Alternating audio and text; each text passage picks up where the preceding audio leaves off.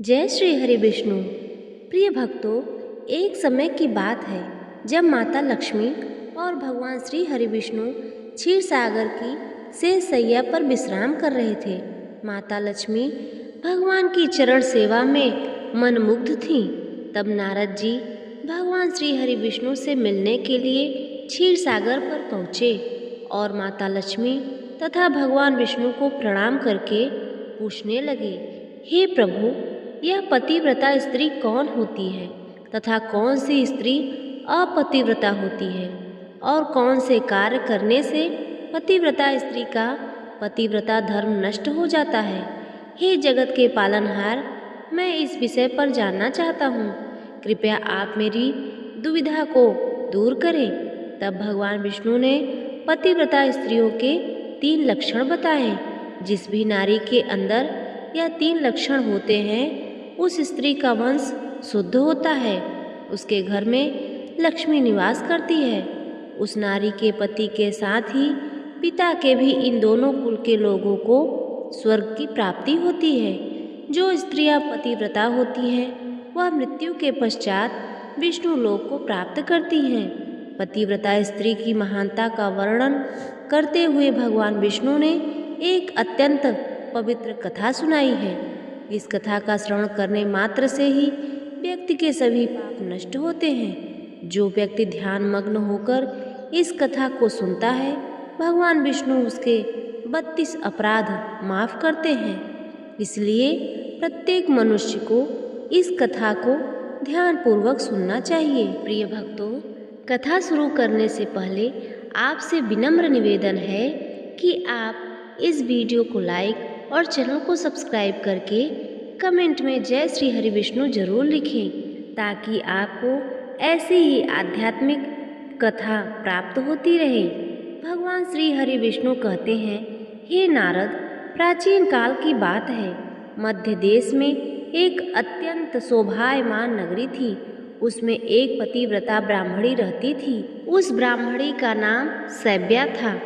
सैब्या के पति पिछले जन्म के पाप कर्मों के कारण इस जन्म में कोढ़ी हो गया था, अर्थात उसे कोढ़ का रोग हो गया था। उसके शरीर में बहुत सारे जख्म हो गए थे, जिससे सदा ही पस निकलता रहता था। अपने पति की ऐसी दुर्गति देखकर सैब्या ने अपने पति का साथ नहीं छोड़ा और निर्मल भाव से वह अपने पति की सदा सेवा करती रहती थी। पति के मन में जो इच्छा होती उसे वह नारी अपनी शक्ति के अनुसार अवश्य ही पूर्ण करने का प्रयास करती थी। सैब्या प्रतिदिन देव पूजा की तरह ही अपने पति की पूजा करती थी और अपने मन की सभी इच्छाओं का त्याग करके अपने पति के प्रति विशेष स्नेह रखती थी। फिर एक दिन सैब्या के पति को रास्ते से जाती हुई एक अत्यंत सुंदर वेश्या दिखाई दी। उस सुंदर वेश्या को देखकर उसका पति काम वासना से भर गया और उस वेश्या पर मोहित हो गया। उस वेश्या के सुंदर रूप ने उस ब्राह्मण को पूरी तरह से अपने वश में कर लिया। उसके रूप को देखते ही वह आहें भरने लगा, लंबी लंबी सांसें खींचने लगा और जब वह वेश्या उसकी नज़रों से दूर चली गई तो वह बहुत दुखी हो गया। अपने पति की आवाज़ सुनकर वह पतिव्रता ब्राह्मणी दौड़कर अपने पति के पास आई और अपने पति से पूछने लगी, नाथ, क्या हुआ? आप इतने उदास क्यों हो गए और आपने लंबी लंबी सांसें कैसे खींची? आपको जो भी कष्ट है मुझे अवश्य बताइए। जो भी कार्य हो कृपया आप मुझे बताइए, वह मैं पूर्ण करने का प्रयास अवश्य करूँगी। हे प्राणनाथ, एकमात्र आप ही मेरे गुरु हैं, प्रियतम हैं। कहिए, आपको क्या आपत्ति है? पत्नी के इस प्रकार से पूछने पर उसके पति ने कहा, हे प्रिय, मुझे जो चाहिए वह तुम नहीं दे सकती।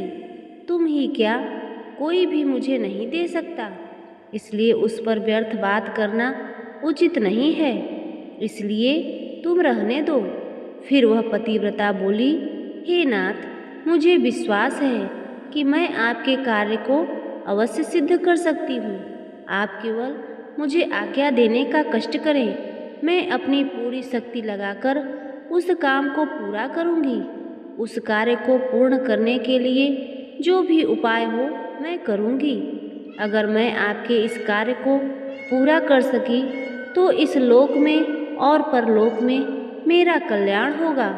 आप बस कहिए। फिर सैब्या के कोढ़ी पति ने कहा, हे प्रिय, तो ठीक है, मैं तुम्हें बताता हूँ। अभी अभी इस रास्ते से एक अत्यंत सुंदर वेश्या जा रही थी। उसका शरीर अत्यंत सुंदर और मनमोहक था, जिसे देखकर मेरा हृदय कामाग्नि से भर गया। यदि तुम ऐसा कोई उपाय करो कि जिससे वह सुंदर वेश्या मुझे प्राप्त हो जाए तो मेरा जन्म सफल हो जाएगा। हे देवी, तुम बस एक बार उससे मेरा मिलन करवाकर मेरी कामाग्नि को शांत करो। पति के द्वारा ऐसा कहने पर वह सैब्या अत्यंत दुखी हुई और बोली, हे नाथ, आप बस धैर्य रखिए। मैं आपके इस कार्य को अवश्य सिद्ध करूंगी और उस वेश्या से आपका मिलन करवाऊंगी। आप मुझ पर विश्वास करें। प्राणनाथ पति की इच्छा को पूरा करना एक नारी का कर्तव्य होता है। इतना कहकर उस पतिव्रता नारी ने मन ही मन कुछ विचार किया और फिर रात्रि के अंतिम प्रहर में उठकर वह गोबर और झाड़ू लेकर घर से चली गई। जाते समय उसके मन में बड़ी प्रसन्नता थी। फिर वह उस वेश्या के घर पर पहुंच गई और उसने उस वेश्या के घर के आंगन में झाड़ू लगाया। गोबर से लीपकर उसका आंगन अत्यंत सुंदर बना दिया और लोगों की नज़र पड़ने से पहले ही शीघ्रता से अपने घर को लौटकर आ गई। इस प्रकार से उस पतिव्रता स्त्री ने 3 दिनों तक उस वेश्या के घर के आंगन में झाड़ू लगाया और गोबर से लीपकर उसका आंगन स्वच्छ किया। उधर वह वेश्या अपने आंगन को देखकर अपने सेवकों से पूछने लगी, अरे वाह, आज आंगन की इतनी बढ़िया सफाई किसने की है? मेरा तो मन प्रसन्न हो उठा। चलो बताओ, जिसने भी मेरा आंगन स्वच्छ किया है मैं उसकी एक इच्छा अवश्य ही पूर्ण करूंगी। फिर वेश्या ने सेवकों से कहा, वेश्या के घर के आंगन की सफाई तो हमने नहीं की। हमारे जागने से पहले ही कोई इस आंगन की सफाई करके चला जाता है। सेवकों की बात सुनकर वेश्या को बड़ा आश्चर्य हुआ और वह सोचने लगी कि आखिर कौन आकर उसके घर के आंगन को साफ कर रहा है। फिर उसने जानने के लिए रात भर जागरण किया और छिपकर देखने लगी। तभी उसने देखा कि रात्रि के अंतिम प्रहर में ब्राह्मणी आकर उसके घर के आंगन को साफ कर रही है। ब्राह्मणी को देखते ही वह वेश्या बोली, हाय हाय, हे देवी, आप यह क्या कर रही हो? क्यों मुझ पापी स्त्री के घर का आंगन साफ कर रही हो? मुझे क्षमा करो, आप यह काम मत करो। मैं तो एक पापी स्त्री हूँ और आप एक ब्राह्मणी हो। यह कार्य करना उचित नहीं है। इससे तो मुझे नरक की जगह भी नहीं मिलेगी। कृपया आप ऐसा ना करें। कहिए, मैं आपकी जो भी इच्छा हो मैं उसे पूर्ण करने का प्रयास करूँगी। इतना कहकर वेश्या ने उस ब्राह्मणी के पैर पकड़ लिए और कहा, हे देवी पतिव्रते, आप क्यों मेरी आयु, यश, संपत्ति, कीर्ति का विनाश करने की चेष्टा कर रही हो? मैंने कौन सा अपराध किया है?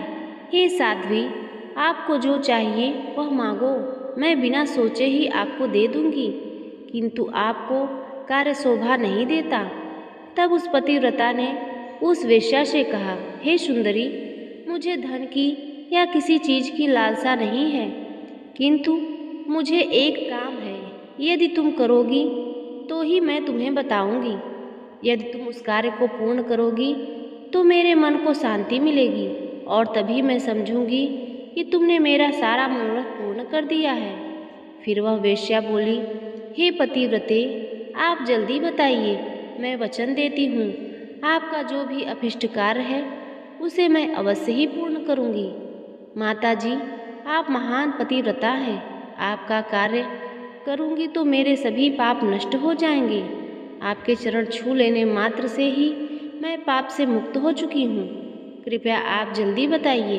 मैं आपकी किस प्रकार से मदद कर सकती हूँ? फिर उस पतिव्रता ने लजाते हुए कहा, हे सुंदरी, मैं आपका कार्य तथा आपका सम्मान करती हूँ, किंतु कुछ दिनों पहले मेरे पति की नज़र तुम्हारे सुंदर शरीर पर पड़ी थी, जिसे देखकर वे तुम्हारे शरीर के मोह में पड़ गए हैं और वे तुमसे मिलन करने की इच्छा कर रहे हैं, अर्थात मेरे पति की इच्छा तुमसे समागम करने की है। इतना सुनकर वह वेश्या चौंक गई और कुछ क्षणों तक विचार करने लगी। उसे उस दुर्गंध युक्त कोढ़ी पुरुष के साथ संबंध बनाने की बात सोचकर बड़ा दुख होने लगा। वह वेश्या उस पतिव्रता से बोली, हे देवी, अगर तुम्हारे पति को लेकर मेरे घर पर आ जाओ तो मैं एक दिन के लिए उनकी इच्छा अवश्य पूर्ण करूंगी। तब उस पतिव्रता ने कहा, हे सुंदरी, आपका कोटि कोटि धन्यवाद जो आपने मेरी इच्छा का सम्मान किया। मैं आज रात को ही अपने पति को लेकर तुम्हारे घर पर आ जाऊंगी और जब वे तुमसे खुद की तृप्ति करके संतुष्ट हो जाएंगे तब मैं फिर से उनको अपने घर पे ले जाऊंगी। तब वेश्या बोली, हे पतिव्रते, अब तुम शीघ्र ही अपने घर पर चली जाओ ताकि कोई तुम्हें यहाँ ना देखे और आधी रात को अपने पति को लेकर यहाँ पर चली आओ। मैं तुम्हारी इच्छा अवश्य पूर्ण करूँगी। फिर वह पतिव्रता अपने घर पर चली गई और उसने अपने पति को सारी बात बता दी। वह आज रात को उस वेश्या के घर पर ले जाएगी। फिर वह कोढ़ी अपनी पत्नी से बोला, हे प्रिय, मैं उसके घर पर कैसे जाऊंगा? मुझसे तो अब चला भी नहीं जाता। फिर किस प्रकार से यह कार्य पूर्ण हो पाएगा? तुम ही कोई उपाय बताओ। तब पतिव्रता बोली, हे प्राणनाथ स्वामी, आप चिंता ना करें, मैं आपको अपनी पीठ पर बिठाकर ले जाऊंगी और जब आपका कार्य पूर्ण हो जाएगा, आपकी पूर्णतः संतुष्टि हो जाएगी, तब आपको वापस ले आऊंगी। इतना सुनकर वह ब्राह्मण बहुत खुश हुआ और अपनी पत्नी से बोला, हे कल्याणी, तुम एक महान नारी हो, तुमसे मैं अति प्रसन्न हूँ। तुम्हारे ही कारण मेरा कार्य पूर्ण हो जाएगा। तुमने आज जो काम अपने पति के लिए किया है, ऐसा काम संसार की कोई नारी नहीं कर पाएगी। हे देवी, तुम धन्य हो। फिर रात हो गई और वह पतिव्रता ब्राह्मणी अपने पति को पीठ पर बिठाकर लेकर जाने लगी। रास्ते में एक जगह पर परम तेजस्वी मांडव्य ऋषि को गलती से चोर समझकर राजा ने सूल पर चढ़ाया हुआ था। वह सूल मांडव्य ऋषि के आर पार गया था, किंतु फिर भी वे जीवित थे और अपनी तपस्या में लीन हो गए थे। जब रात के अंधकार में वह पतिव्रता ब्राह्मणी मांडव्य ऋषि के नज़दीक से गुजर रही थी तो गलती से उसके कोढ़ी पति का पैर मांडव्य ऋषि के शरीर पर लग गया और उनकी तपस्या भंग हो गई। मांडव्य ऋषि अत्यंत क्रोधित हो गए और श्राप देने लगे।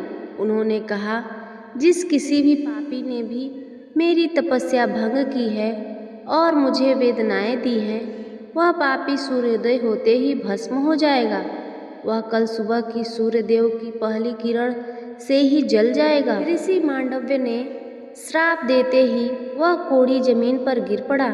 ऋषि मांडव्य का श्राप सुनते ही उस पतिव्रता को बहुत दुख हुआ और वह कहने लगी, हे ईश्वर, यदि मैं सच्ची पतिव्रता नारी हूँ तो आज से 3 दिनों तक सूर्य का उदय ही ना हो। इतना कहकर वह पतिव्रता अपने पति को लेकर घर चली गई और अपने पति को शैया पर लिटाकर उसके पास बैठ गई। पतिव्रता की वाणी में इतनी शक्ति होती है कि वह जो भी कहती है वह सत्य हो जाता है और पतिव्रता के कहने पर साक्षात सूर्यदेव को भी उसकी इच्छा का पालन करना पड़ता है, क्योंकि स्वयं भगवान विष्णु ने ही पतिव्रता स्त्रियों को यह वरदान दिया है कि वे जो बोलेंगी वह अवश्य ही सिद्ध हो जाएगा। फिर 3 दिनों तक सूर्योदय नहीं हुआ। सारा संसार अंधकार में चला गया और तीनों लोकों में इसकी खबर फैल गई। यह दृश्य देखकर सभी देवता ब्रह्मा जी के पास गए और सूर्य के उदय ना होने के कारण पूछने लगे। तब ब्रह्मा जी ने देवताओं को उस ब्राह्मणी और मांडवी ऋषि का सारा वृत्तांत सुना दिया। फिर सभी देवता ब्रह्मा जी के साथ दिव्य विमानों में बैठकर उस पतिव्रता नारी के घर के पास चले गए। ब्रह्मा जी ने उस पतिव्रता नारी से कहा, हे माता, तुम्हारे कहने से सूर्य का उदय होना रुक गया है, जिससे संपूर्ण सृष्टि खतरे में आ गई है। प्राणियों का जीवन दुष्कर हो गया है। तुम कृपा करके अपने वचन पीछे ले लो और सूर्य का उदय होने दो। फिर उस पतिव्रता ने कहा, हे भगवान, एकमात्र मेरे पति देव ही मेरे गुरु हैं। वे ही मेरे जीवन का सहारा हैं। यह मेरे लिए संपूर्ण लोकों से बढ़कर हैं और सूर्योदय होते ही मेरे पति की मृत्यु हो जाएगी, क्योंकि मांडव मुनि ने ऐसा श्राप दिया है। मैंने किसी लोभ में, क्रोध में तथा मोह में आकर ऐसा नहीं किया है। मैं केवल अपने पति के प्राणों की रक्षा करना चाहती हूँ। फिर ब्रह्मा जी ने कहा, हे माता, तुम्हारे पति की आयु इतनी ही थी। उसकी मृत्यु से पृथ्वी का कल्याण होगा। तुम अपने पति के प्राण जाने दो, इससे तुम्हें बहुत पुण्य मिलेगा। फिर वह पतिव्रता बोली, हे देवता, पति का त्याग करके मुझे किसी भी लोक में सुख की प्राप्ति नहीं होगी। मेरे पति मेरे लिए ईश्वर हैं, इसलिए मैं उनका त्याग नहीं कर सकती। फिर ब्रह्मदेव ने कहा, हे कल्याणी, तुम्हारे इस पतिव्रता धर्म से मैं बहुत प्रसन्न हूँ। तुम अभी इस हठ को छोड़ दो और सूर्य का उदय होने दो, जिससे सारा संसार स्वस्थ हो जाएगा और हमारे आशीर्वाद से तुम्हारा कोढ़ी पति भी कामदेव के समान सुंदर हो जाएगा। ब्रह्मा जी द्वारा ऐसा कहने पर उस पतिव्रता ने थोड़ी देर विचार किया और उसके बाद हाँ कहकर स्वीकृति दे दी और फिर सूर्य का उदय हुआ। फिर मांडव्य मुनि के श्राप के कारण तुरंत ही उसका पति जलकर भस्म हो गया और फिर उसकी राख से अत्यंत सुंदर कामदेव समान रूप वाला उसका पति बाहर आकर खड़ा हो गया। यह चमत्कार देखकर वह पतिव्रता अत्यंत प्रसन्न हुई और फिर स्वर्गलोक से एक अत्यंत तेजस्वी विमान आया और वह पतिव्रता नारी अपने पति के साथ बैठकर स्वर्गलोक को चली गई। प्रिय भक्तों, इस प्रकार से पतिव्रता नारी में संसार को भी नष्ट करने की शक्ति होती है। पतिव्रता नारी के सामने बड़े बड़े देवताओं को भी झुकना पड़ता है। इस प्रकार से भगवान विष्णु ने यह कथा सुनाई है। उम्मीद है आपको यह कथा पसंद आई होगी। तो प्रिय भक्तों, इस वीडियो को लाइक और चैनल को सब्सक्राइब अवश्य करें और कमेंट में जय हरि विष्णु का जयकारा अवश्य लगाएं।